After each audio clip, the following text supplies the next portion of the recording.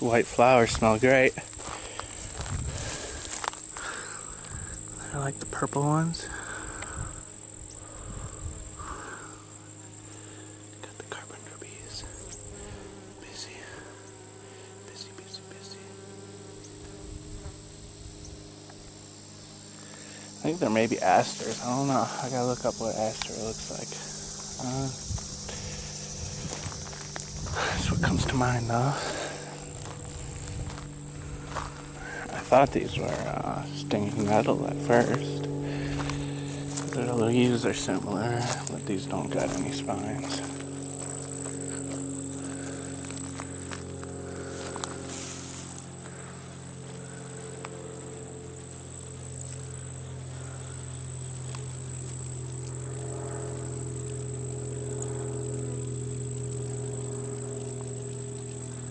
Guys had a little too much sugar, it looks like. It's a little zippy.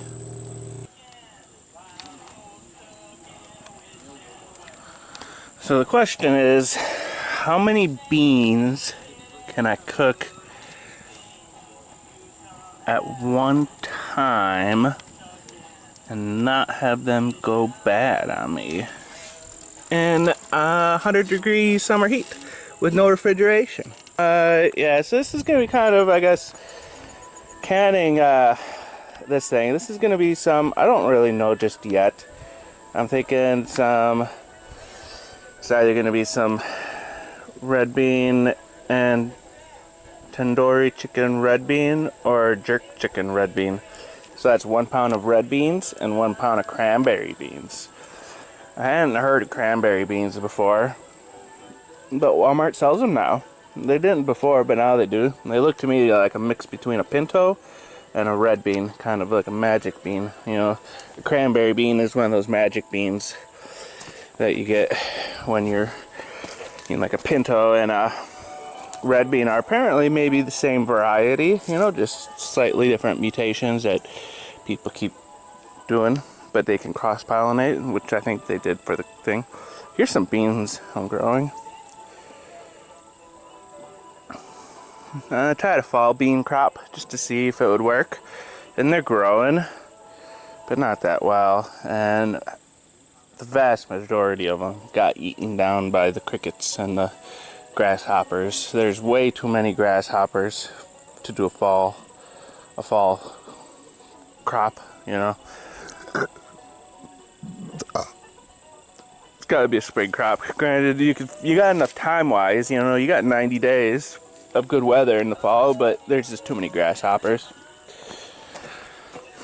Yeah, so this is just gonna go over some canning, solar oven canning, this video. 4 garlics.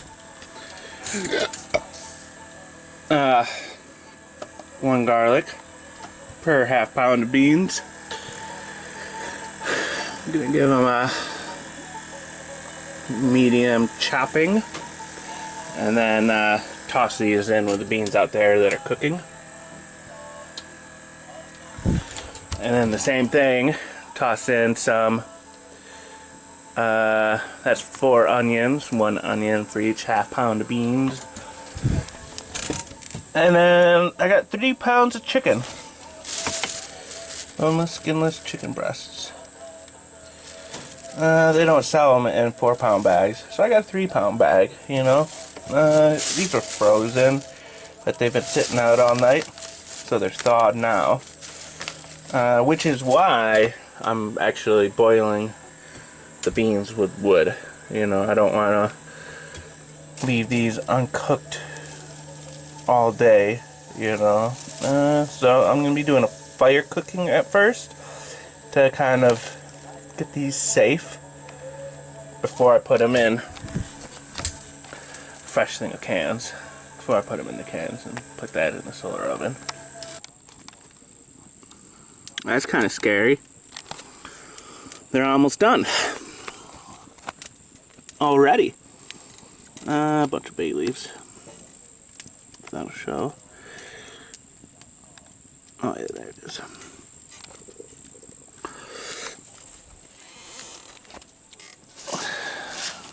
So started with the garlics.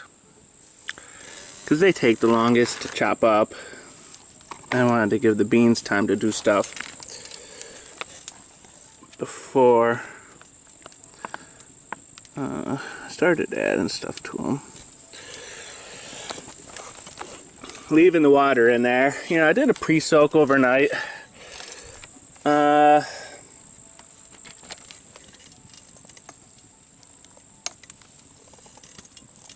That's the water level. Switched out the water this morning with some fresh water. Yeah,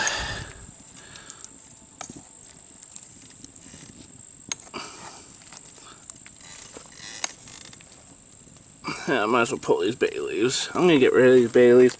I'm gonna stir in the garlic. I'm gonna leave this off the heat because it's already almost cooked, you know.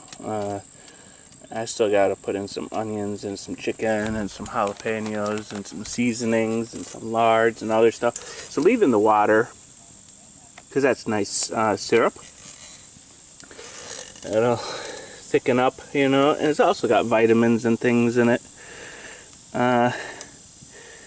So if you get rid of it, you get rid of a lot of goodness. Some people would say flavor, and there's a lot of flavor in there too, but you know. I want it just for the syrup, you know, and I guess for the health, you know. Human poop is still food. Like dogs and bears love it. Human poop. Because there's still so much nutrition in there. And my soldier fly larvae need to eat. You know, it's kind of no one's looking out for them except for me. If I don't eat healthy, then they don't eat healthy. You know, it's kind of a, I gotta look after my nutrition so that they don't suffer. You know, it's kind of their downwind for me. Garlic's good. Kind of a, like the Leone said, something and something.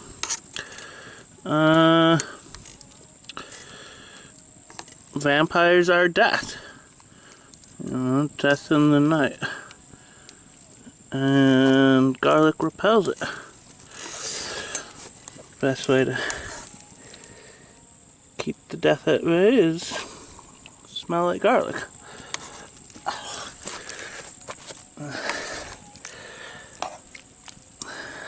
And then some ancient Greek physicians, your food should be your medicine. Medicine's your food, you know. Garlic's a good medicine. And it tastes good. So I'm going to leave this off the fire until I get my other stuff added to it, because I don't want it overcooking, you know. Those beans are good enough to eat right now, you know, but I'm still going to cook it over a fire for another 30 minutes once I add the other stuff, and then I'm going to can it for a day or two, probably about 2 or 3 days. So being a canning video, and I guess a bean cook video.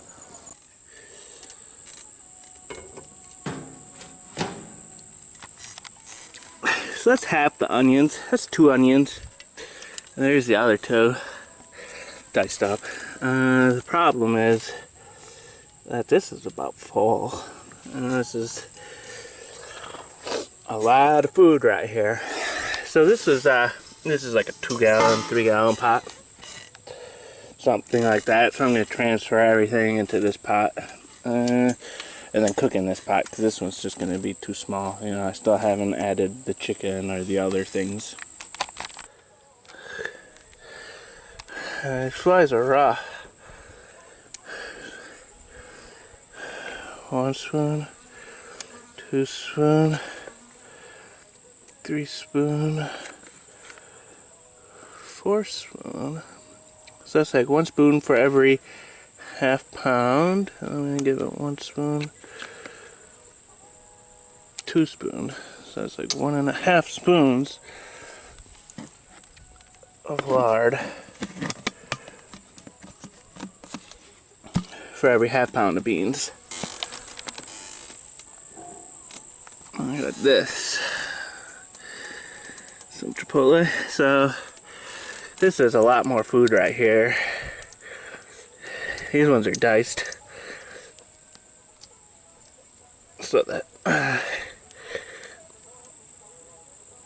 what do you call it?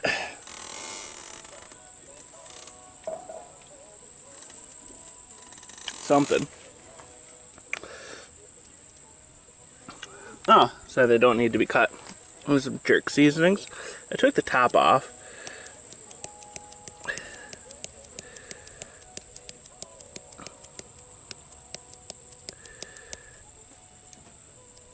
Give it a little more.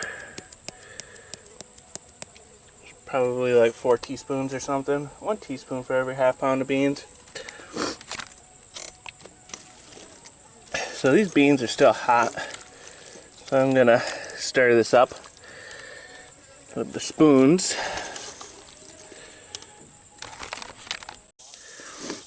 This is a large can. Tomatoes on sale. Can't beat it.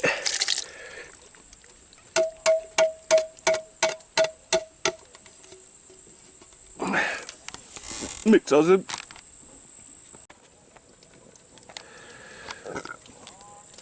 So I've already put in half the chicken. This is the last half right here. 3 pounds. It was 8 breasts. So basically, my big coffee spoon right here. This is getting to be a lot of food. Mix this in. It's also a good spoon for filling the jars.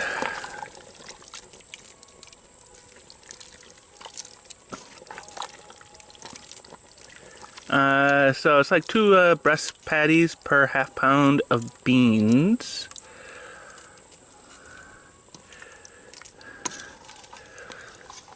I'm not going to give everything a full cooking in here.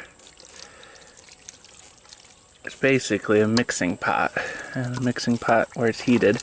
I did want to cook these beans down real good because they take so long, but I don't mind. And I want to stir this up so that the pieces of chicken, so I shredded them into, you know, like 4 each breast patty thing into 4 strips, and then dice those strips into like some little chunks. I don't want those chunks to stick together. That's why I'm stirring it. Kind of get them broken apart. So these, you know, your chicken meat that you buy in the store, and what most people raise is like a Cornish cross, meat bird. What do you call it? It's not a normal species, you know, they can't really live on their own. They just keep eating and eating and eating. You know, they have an insatiable hunger. So they put on weight, put on meat too fast to stay alive. So you gotta regulate how much you feed them. You can't just give them as much as they want, or else they overeat. And you gotta, anyways though, it's you know, the meat's sticky, you know, it'll stick together, kind of reform into a thing. Older, wilder stuff, it's tougher, you know, not as soft and all that, you know. So just giving it a stir. Now I'm gonna do some jalapenos and some goji berries and toss those in.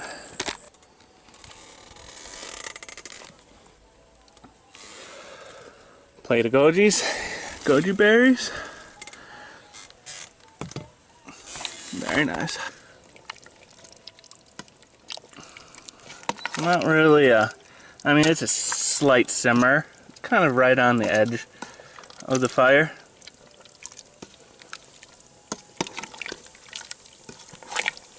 And it's a baby fire. Kind of just making sure that my chicken gets cooked. Some nice thick broth. That's not even done.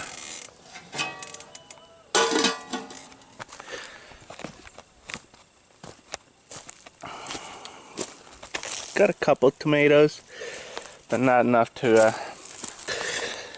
some aromas and some beef steaks. Not enough to do it, so doing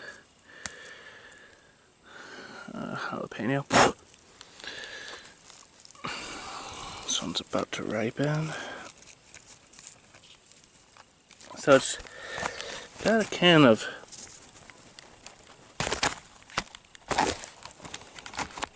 full can of chipotle peppers, which I learned earlier is pretty spicy. But it is pretty spicy enough. So it's got some jerk seasoning. A little baby jalapeno. It's got some jerk seasoning, which is spicy.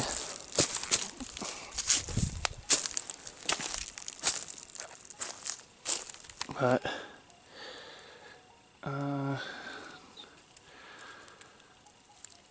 kind of, oh wow, to that point of the year where it's just use stuff up.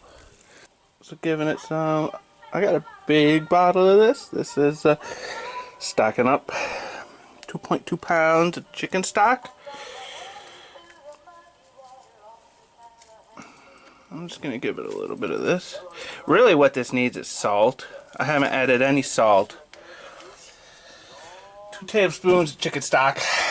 It's kind of salty, the chicken stock. So I'm gonna give it some chicken stock and then see where that leaves me with my salt needs.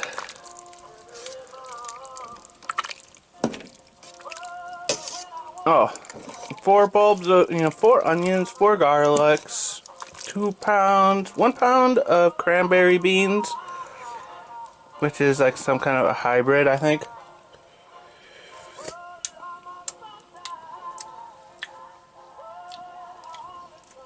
I'm liking that.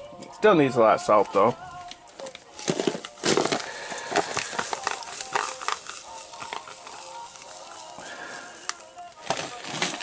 You can always get salt. If you put too much salt in your food, you can always get it out by adding more food to it.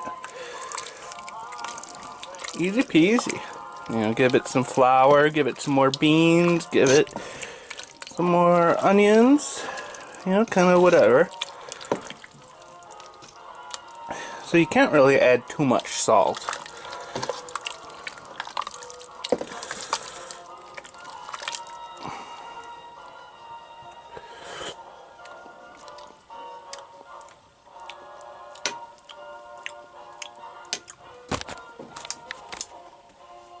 That's a good start. So I'm going to double down on the jerk seasoning. Just because, might as well.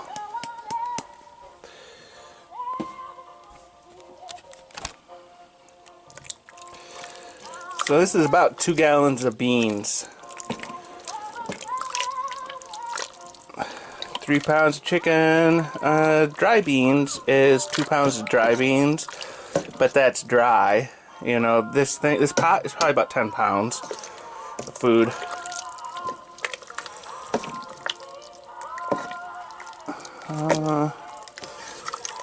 I do eat a lot.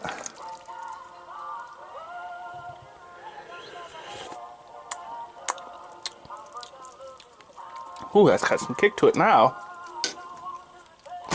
Jerk seasoning has some kick to it. Let's see. Let me give it some liquid smoke. Let's make it a smoky jerk.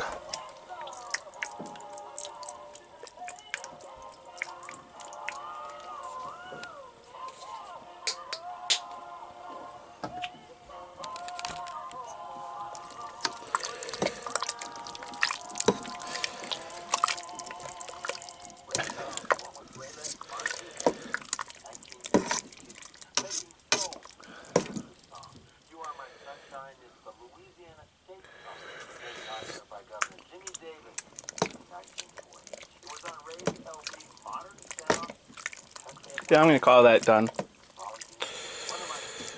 And that leads me to the point of this whole video. Canning. I can't eat 10 pounds of food in a day. This is gonna start to spoil tomorrow. Well, actually, they say you're not supposed to leave food out for more than 5 minutes in this weather, in these temperatures, summer heats, because then it could start spoiling. So, you know, basically it's been spoiling while I've been putting seasoning in there. But I'm not too concerned about it. Basically it gets acidic, you know. Unless the flies lay their eggs in it, that's bad. No, so this video is canning. The joys of cooking large batches of food without the regret of having to get rid of it because it spoils on you. That's canning. And then the best kind of canning / worst kind of canning is solar oven canning. So best thing about solar oven canning is it doesn't use any power or gas or anything. It's just the sun, you know, which is sweet, you know. It's free. It just cooks itself. So it's 3 o'clock. Sun's gonna start lessening and lessening and lessening.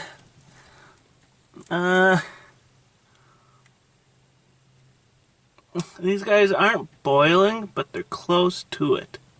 There's movement in there, but not much. You know, I don't think it's gonna show on the camera because it's just so minor. But like the little grease glistenings are going. This is why it's good to do a second day, you know. Tomorrow I'll have a full day of sun to do it. Heat up and get to a boil. Things to mention. Notable mentions. These lids are loose. They're backed off. So you can kind of see they're expanded, you know. As it builds up heat, that pressure can get out so nothing blows up. Also, these things aren't filled to the top. There's like about a ½ inch of headroom in there. I guess that's for, you know, boilage. So when it does boil, it doesn't boil over, and just for gases. The air will expand and contract more vibrantly, robustly than the juice and the food in there, you know. So it's kind of, it'll move up and down, that lid up and down, you know, like popping and sucking in and all that, you know, making it more noticeable. I guess final notable mention is thermal mass. So I got that piece of cast iron in there, which is kind of thermal mass. And right now I got 14 cans in there. So that's the can, the food itself is thermal mass. So the more thermal mass, the more stable it is. What do you call it? Oh, it tastes really good.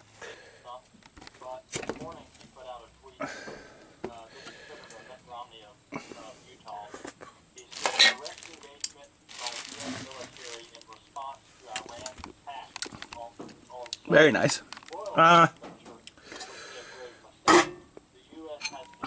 Got some rice. It's pretty much plain.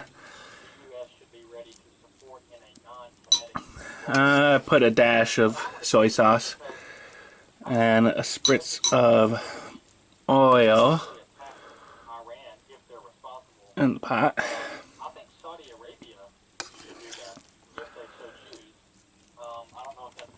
But got 13 cans of this jerk red bean jerk chicken. This is protein and fiber in a meal. 2 meals, you know, it's like half of a can per meal. So, like a bed of rice, bed of pasta, some bread, you know, any kind of carbs really, pizza dough, and pour out half can.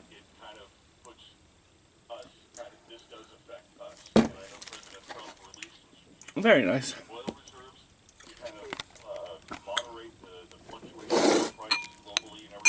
And it's like a proper meal. You get protein, fiber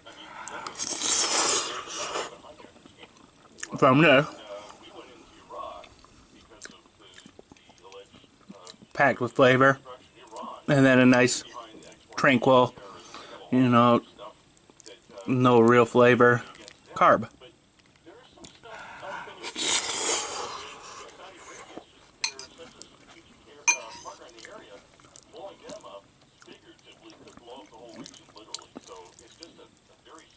Chef Boyardee cans pasta.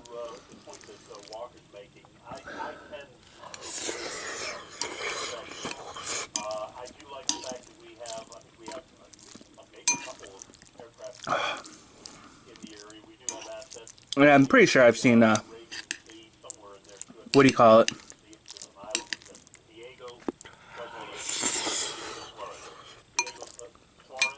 Still hot. That rice is fresh off the burn. Got some tomatoes, red beans, chicken, onions, cranberry beans, goji berries. A lot going on. Garlic, chipotle pepper.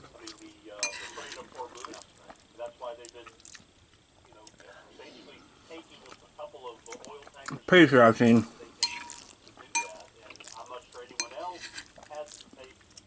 rice in cans. Maybe like Progresso soup. Little canned rice. That's probably next level of canning for me. Canned carbs. My fear is that they'll just get soggy. It's like soggy noodles is the worst.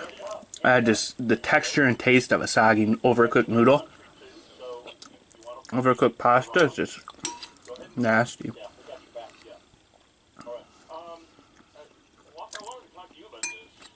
Chicken turned out great.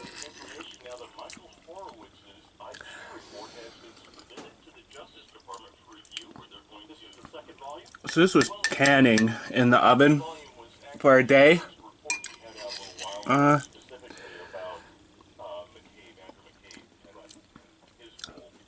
Where it cooked down some more and all that. You can see these beans and things are still real solid.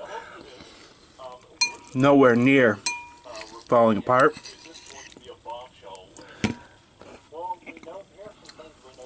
Even like the tomatoes are still pretty solid.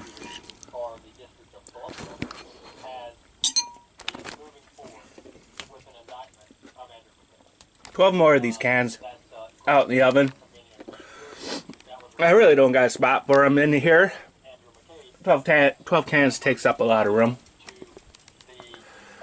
And I'm getting stuff like that, you know, just stacks of cans, which I like, because this is like healthy canned goods. You know, there's no funky preservatives that you would get in a normal thing of like Chef Boyardee or something like that, you know.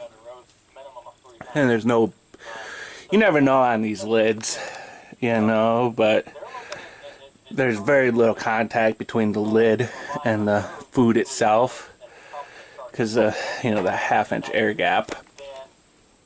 So, you know, it's kind of like, don't really got to worry about the BPAs and things, you know. And this is probably